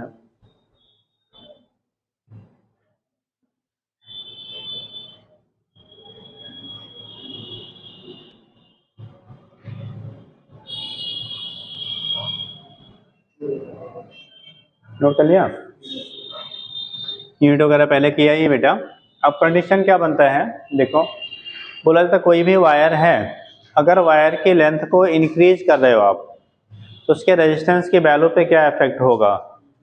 If length of wire will be increases then resistance of the wire will be, if length of wire will be increases मान लो n times, if length of wire will be increases n times then its resistance will be n square times. कब, हाँ हाँ हाँ, तो फिर जो new resistance होगा वो R इंटू एल स्क्वायर, मतलब 9 गुना हो जाएगा। कितने लोग सहमत हैं इनसे, ऑलवेज ऐसा है जैसा बोल रहे हैं, हमेशा ऐसा लागू है जैसा ये बोल रहे हैं। नहीं सर, एरिया भी घटने लगेगा, जैसे जितना लंबाई बढ़ाए तो एरिया भी घटेगा, लंबाई भी बढ़ेगा, तब ये स्क्वायर होगा। नहीं अगर खाली लंबाई बढ़ाए तो खाली अंदर, जैसे अगर एरिया कांस्टेंट रखा जाए, यानी मालूम नहीं। जो आपने बताया बेटा वो एक कंडीशन है, जब हम वायर की लेंथ को n टाइम्स करते बाई स्ट्रेचिंग, खींच के, जब खींचोगे ऐसा कुछ नहीं नहीं नहीं ऐसा नहीं रहा होगा, तो दूसरा वाला ऑप्शन ही नहीं रहा होगा। आप दिखाओ, हेलो, ऐसा हो ही नहीं सकता है यार, या तो टर्म देगा, गलत हो गया, वही गलत हो गया। तो यही ना, इसीलिए तो आपने वहाँ पे लेंथ को इंक्रीज कर रहा है बाई, वही मैं सर तो बाई आपने पढ़ा नहीं होगा, तो dr/dt = 2dl/dt ये ओपन नहीं हो रहा तभी से पता नहीं ओपन हो रहा। चलो ठीक, अब समझा दे रहे हैं, फिलहाल गलती मत करिएगा। देखो अगर किसी वायर की लेंथ को बेटा हम लोग n टाइम्स करते हैं, n टाइम करने के हमारे दो तरीके, पेन दे बेटा 2-3 ठो आइडेंटिकल दो, सेम टाइप का ऐसे, हाँ लाओ, और एक ठो दे दो, लाओ खोल के निकालो उसको, पेन कैप निकाल दो। किसका इनके ज़्यादा है, तुम्हारा वाले ज़्यादा है ना, चलो ठीक, लेकिन 4 पकड़ेंगे कैसे आप ये वाला ले लो। देखो कंडीशन क्या है ना, जैसे मान लो ये वायर है एक, सपोज दैट, सुन लो बेटा, ये वायर है अगर इसका रेजिस्टेंस हमारा आर है, इस वायर का रेजिस्टेंस कितना है, आर है, हमने बोला इसकी लेंथ को हमने n टाइम्स बढ़ा दिया। अब लेंथ बढ़ाने के हमारे दो मेथड हैं, एक तो इसको हम लोग स्ट्रेच कर दें, स्ट्रेच करके लंबाई को बढ़ा दें। जब बेटा स्ट्रेच करोगे ना तो जितनी लेंथ बढ़ेगी इसकी एरिया ऑफ क्रॉस सेक्शन यानी मोटाई उतनी क्या करेगी, घट जाएगी। जैसे आप हो, अब आपको किसी मशीन से खींच के और लंबाई बढ़ा दिया जाए तो चौड़ाई क्या होगी जी, दुबले होने का एक ये भी आइडिया है ना, लंबाई भी बढ़ जाएगी, चौड़ाई भी घट जाएंगे, है ना। जो लोग क्या दुबला होना चाहते हैं उनको सजेस्ट करना है, कहते हैं हम नए डॉक्टर हैं और नया तरीका बताते हैं ना, नो डाइटिंग, हैं, जी भर के खाओ और दुबले भी हो जाओ, हैं। चलो देखो, तो कंडीशन क्या होगा बेटा, अगर खींच के आप बढ़ाओगे ना तो उस केस में इसका एरिया भी घट जाएगा। तो जो रेजिस्टेंसेज में चेंजेस आएंगी ना बाई बोथ ड्यू टू क्या, increase in length and decrease in area, तब वहाँ पे n स्क्वायर होता है, तब क्या होगा, n स्क्वायर टाइम्स हो जाएगा जो आपने बताया।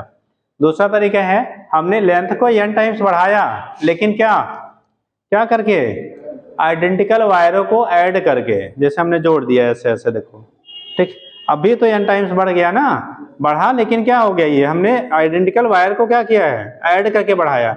जब ऐड करके बढ़ाएंगे तो इसके थिकनेस पे कोई इफेक्ट हुआ, चौड़ाई वही रहेगी बेटा, मोटाई वही रहेगी, लेंथ क्या करेगा, इंक्रीज कर गया। ऐसे केस में अगर हमारा इंक्रीजमेंट हो रहा है तो आपका उस केस में रेजिस्टेंस n टाइम्स बढ़ेगा, जितनी लेंथ बढ़ाओगे उतना ही रेजिस्टेंस की वैल्यू बढ़ जाएगा। कौन किसका बेटा, हाँ, और आपका ये है।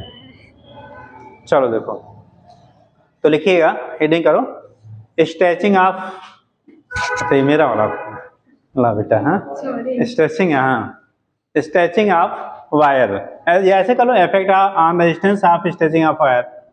देखिए, effect on resistance, effect on resistance on of stretching of wire, of stretching of wire.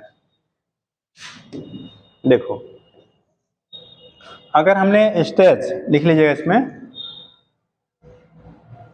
Stretching of wire लिखिएगा, if length of wire, if length of wire is increases,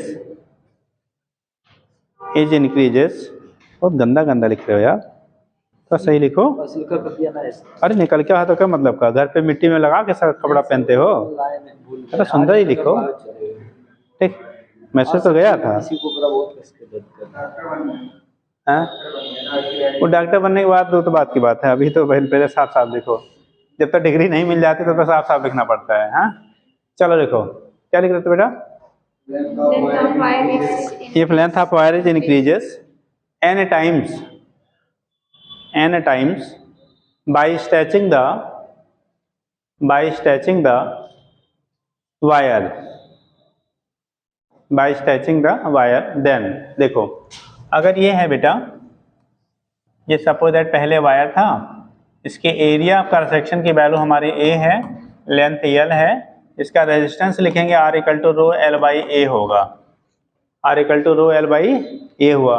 हमने क्या किया, इस वायर को खींच दिया, कितने गुना, n टाइम्स, मान लो इसको वायर को खींच के इसकी लेंथ को आपने क्या कर दिया बेटा, n टाइम NL कर दिया, L डैश की वैल्यू NL किया, तो जितनी लंबाई बढ़ेगी एरिया उतना क्या करेगा, घटेगा। अगर चूंकि वॉल्यूम का अभी कल आपको बोला गया था, वॉल्यूम रिमेंस क्या रहेगा, कांस्टेंट रहेगा, या मास रिमेंस कांस्टेंट रहेगा, तो इस केस में एरिया जो आएगा बेटा, ए डैश की वैल्यू आएगी ए बाई कितना, n, क्योंकि वॉल्यूम कांस्टेंट होगा, v की वैल्यू a इंटू एल है ना बेटा, तो बाद में भी v ही रहेगा, b डैश की वैल्यू b रहेगा, और ये होगा अगर l क्या nl इसको किया तो a डैश की वैल्यू कितनी, a डैश हमें निकालना है, तो यहाँ से इसकी वैल्यू a इंटू एल था, ये हो गया n इंटू एल इंटू ए डैश, एल कैंसिल आउट, तो a डैश की वैल्यू कितना हो गया, जितना लंबाई बढ़ाओगे तो उसकी मोटाई यानी थिकनेस उतनी ही घटती जाएगी, ठीक।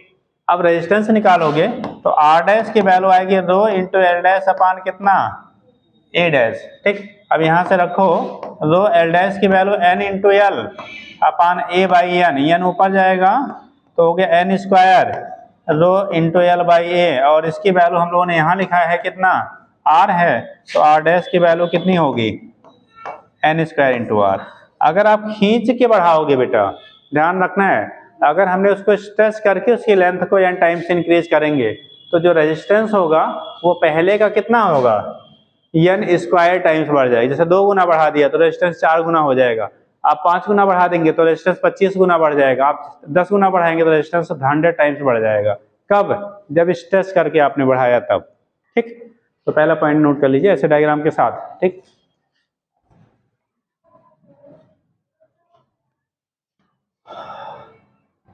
आपकी सिस्टर कहाँ है जी? अच्छा, गांव गई है। अच्छा, इतना लंबा लंबा गांव रहेगी तब तो डॉक्टर बन जाएगी, तो हॉस्पिटल में पेशेंट के ढेर लग जाएंगे। हाँ, जिंदा नहीं मुर्दा वाले।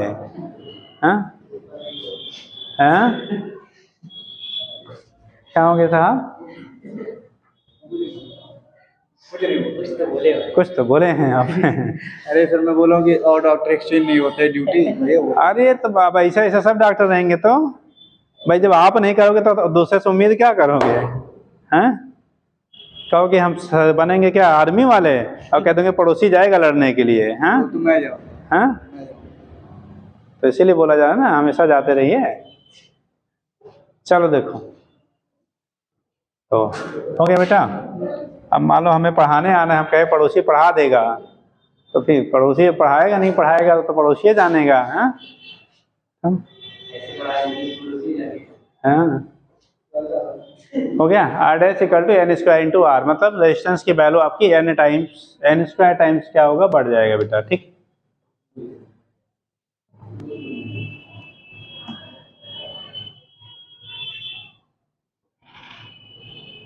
बोले अगला।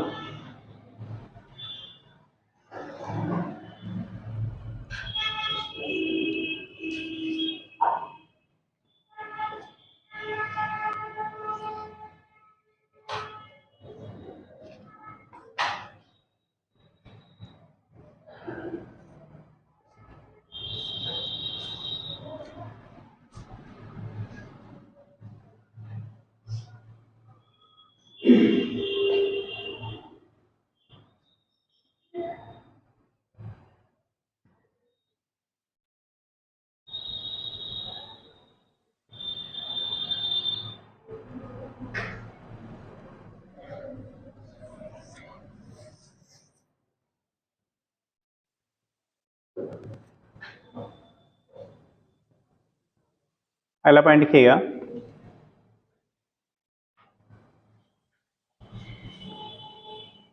बोले बेटा, सेकंड कर ले। If length of wire is increases n times, if length of wire is increases n times by connecting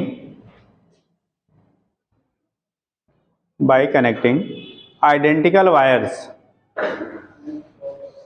length of wire is increases n times by connecting identical wire, अगर वैसे ही वायरों को जोड़ के बेटा उसकी लंबाई n टाइम्स बढ़ा दिया गया, ठीक, तो उस केस में क्या होगा, जैसे इसमें हमने किया, ऐसे ही आइडेंटिकल वायर्स को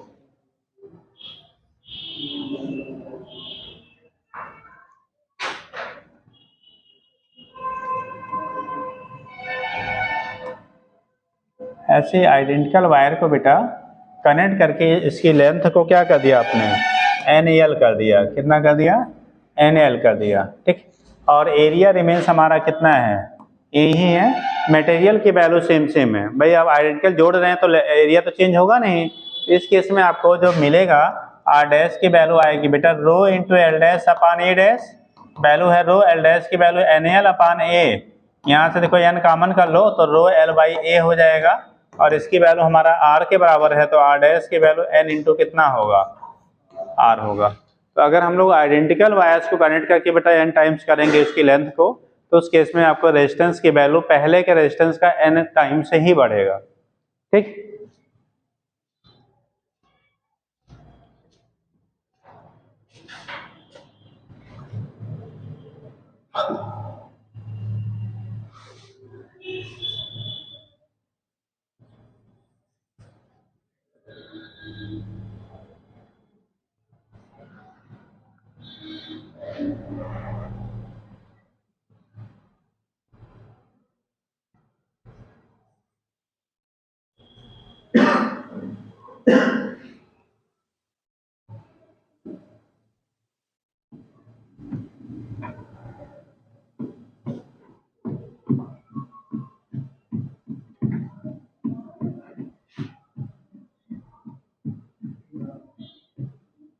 हो गया। नेक्स्ट अगला पॉइंट इसी में एक और बना लीजिए। अगर वायर है ना, उनको n इक्वल पार्ट में कट करने के बाद रिज्वाइन कर दिया गया पैरेलली, ठीक। अगला पॉइंट कर लीजिएगा, if a wire of length L, if a wire of length L is cut into कर दो, is cut into n equal parts, length L,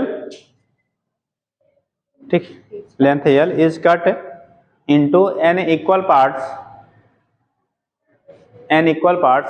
and all parts are required मतलब एक दूसरे पे लपेट दिया गया है, required, ठीक। then resistance of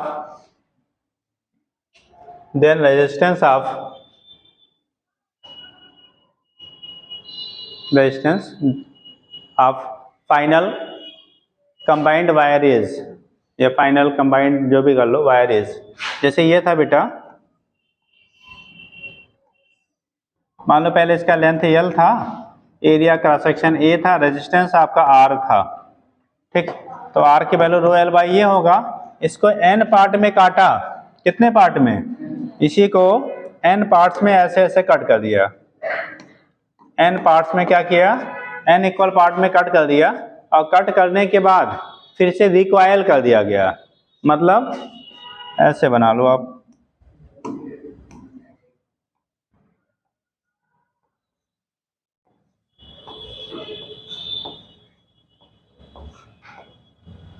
इस तरह से आपने इसको रिकॉयलिंग मतलब एक पे लपेट दिया, ऐसे ऐसे क्या किया, इसको लपेट के एक सिंगल वायर बना दिया, ठीक।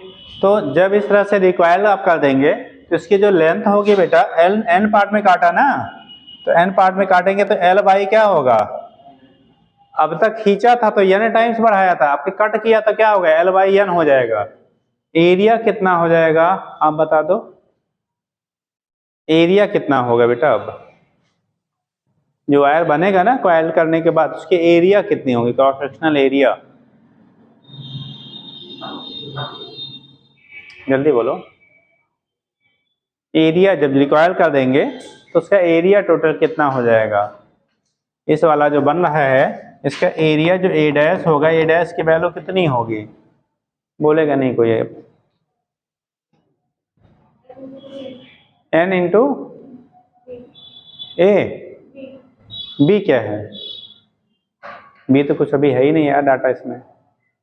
हमने बोला कि एक एक वायरों का जो टुकड़े हैं उनके एरिया ए हैं, ऐसे ऐसे n वायरों को एक दूसरे पे ऐसे रिकॉयल कर दिया गया। ये पेन दो बेटा, फिर से दो यार, लो एक और दे दो बेटा।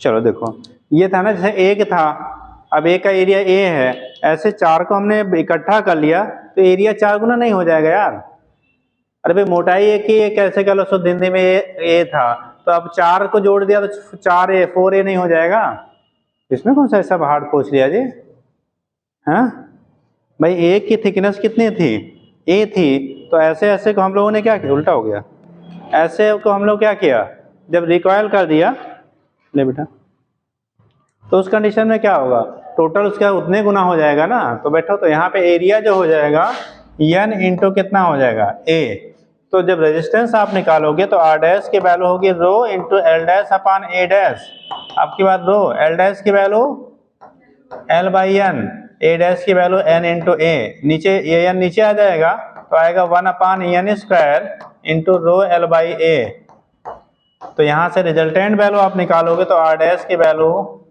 r बाई कितना,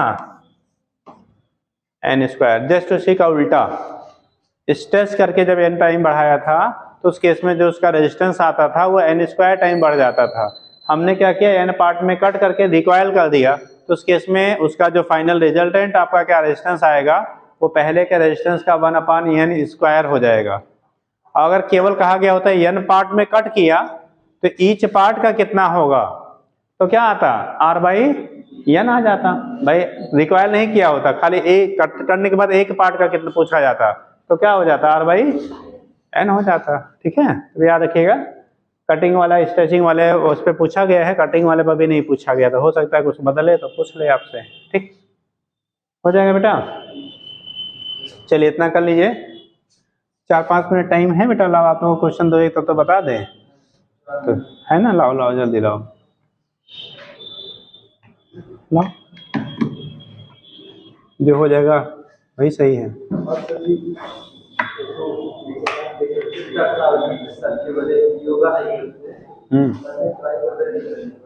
नहीं, अभी आपके पास इस समय ट्राई नया करने को समय नहीं है साहब। ठीक, नहीं वो अच्छी चीज़ें हैं, लेकिन उसके लिए आप रेगुलर करेंगे तब कोई प्रॉब्लम नहीं है। अब पता लगा अभी क्या 4 किलो सर पे नहीं रखा जाता है और 50 किलो उल्टा रख लोगे तो फिर कहीं ना कहीं प्रॉब्लम आएगी। नहीं बढ़ता है, लेकिन आगे बढ़ेगा थोड़ी। अब पता आज बढ़ाने के चक्कर में गला वाला टेढ़ा हो गया तो फिर 2 महीना सीधा करने में लग गया। ऐसा जो आप बता रहे थे। हाँ, एक क्वेश्चन क्या है बेटा, right wire of resistance 200 ohm is melted to form a new wire whose length is 3 times of the initial, find out new resistance. ठीक, इन्होंने कहा कि मेल्ट करके, मेल्ट करना हो तो पिघला दिया गया। ठीक, यानी खींच लिया गया, पिघलाने के बाद उसको रिफॉर्म किया गया तो खींचा गया, खींचा गया तो क्या हो गया, उसकी एरिया घटेगा तो 900 हो जाएगा। क्या दे दिया आंसर? 900। 3 का कितना था पहले, 200 था ना, 200 का यहाँ पे कितना गुना किया, लेंथ 3 गुना, 3 9 9 to 18 तो 1800 हो जाएगा। वही आया था मेरा सर, आ ही नहीं जाता आंसर इससे। किससे? 2 वाला सर, जो 2 वो थोड़ी और सर मतलब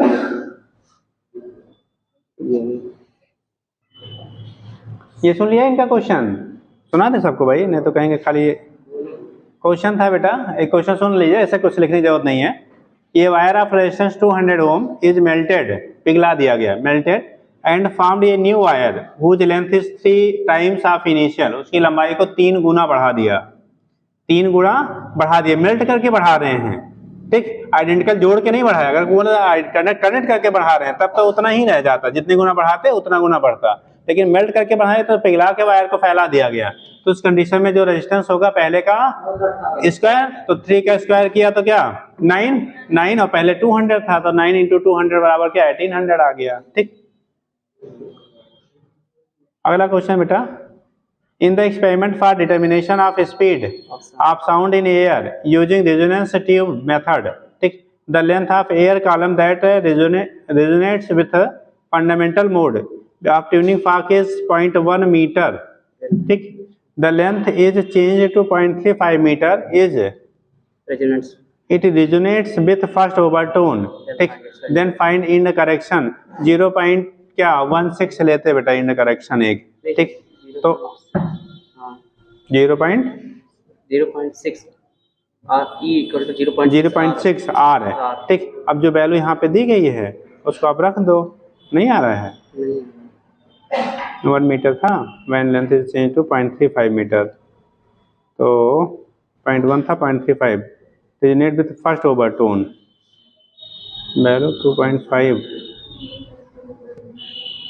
देखो जब आपको बोला था इंड करेक्शन तो पहले वैल्यू क्या था, 0.35 है, पहले 0.1 था, fundamental mode of tuning fork is 0.1 metre, when length is changed to 0.1 से 0.35 किया, इट रेजोनेट्स, उसका जो रेजोनेंस पे मिल रहा है वो क्या फर्स्ट ओवरटोन है, फर्स्ट ओवरटोन के लिए यान इक्वल टू होता है 2π क्या था मेथड ऑफ द लेंथ, अब ये कॉलम वाला है ना, एक साइड क्लोज वाला होगा तो 1/, क्या यानी इक्वल टू 1/2L√T/m, तो एल की वैल्यू 0.1 था, 0.35 कर दिया, तो 0.06 अगर हम पॉइंट इतने से गुणा करो तो कितना नंबर आ जाएगा यार, क्या दे रहे हैं 0.06 × 0.35, 36 30 18 और 3 21, सी वाला नहीं दे रहे हैं।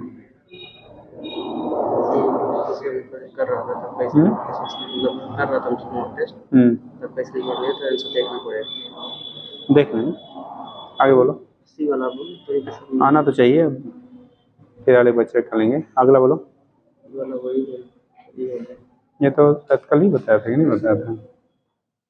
तो बताया था 402 ये नहीं उसी कॉन्सेप्ट पे देखो, यहाँ से 400 200 है, तो इसका आप क्या निकाल लीजिए, ये निकाल लीजिए, ये जो वैल्यू आपके बीच में मिलेगी, the magnitude of total work done in completing cycle in litre ATM. ठीक, तो कंडीशन क्या होगा, जो पी डेल्टा बी होता है तो प्रेशर में चेंज 2 यूनिट का हो रहा है, 2 से 1 से 2 हुआ, ठीक, 1 यूनिट हो गया, और यहाँ पे 200 का हो रहा है, तो ये जो मिलेगा ये वैल्यू हमारा किसका मिलेगा, 100 आएगा, लेकिन 100 आंसर नहीं होगा ना, कंडीशन हो रहा है ये इसका ट्रायंगल का निकालिए ना, उसी का तो निकाल। ठीक, ये जो ट्रायंगल निकालेंगे half base 200 base into height 200 लेकिन इसमें पूछा यूनिट क्या पूछा गया है, यहाँ तो हमारा केल्विन और एटीएम में दिया है ना, यूनिट आपको पूछा गया है इन लीटर एटीएम, मालूम किस में दिया गया था, अरे ये प्रेशर टेम्परेचर के बीच में दिया है, मालूम नहीं है यार, पीटी ग्राफ दिया गया, पीवी पावर गामा -1 पे लगाइएगा तब मिलेगा, ये वैल्यू आपको दिया गया इसके हेल्प से, ठीक है, हाँ गामा -1 हमारे टर्म में निकला, एडियाबेटिक वाला कंडीशन लगा के तब लगाएंगे,